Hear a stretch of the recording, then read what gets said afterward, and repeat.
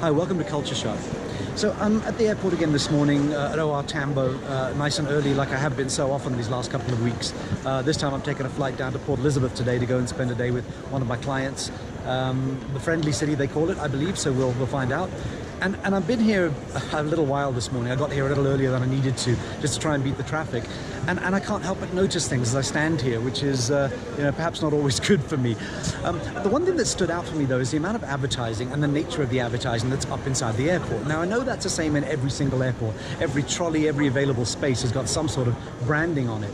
But what the branding actually says is quite interesting, because what it suggests is that the company that's doing the advertising spent a lot of time thinking about you, the customer, thinking about how to target you, where to target you, what to say to you, what message to deliver, etc., etc. And you can kind of read it in the advertising messages that are up, that they've spent a lot of time thinking about that.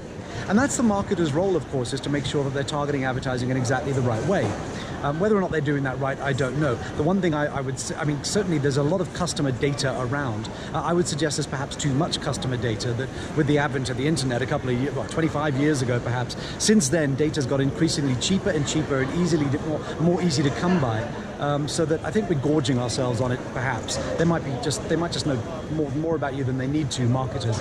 But you got to hand that to them. You've got to hand it to them for their chutzpah for getting that kind of information together.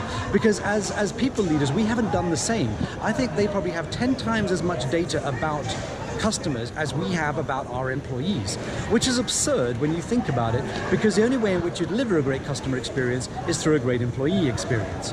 Now, I'm not suggesting we should be doing more surveying. I think people might argue that they're surveyed to death, that there's already far too much surveying going on and they don't want to answer any more questions. And I don't blame them, because half the time the questions we ask them are the ones that serve the organization as opposed to one that serve to improve the employee, which from the marketing point of view is often the inverse.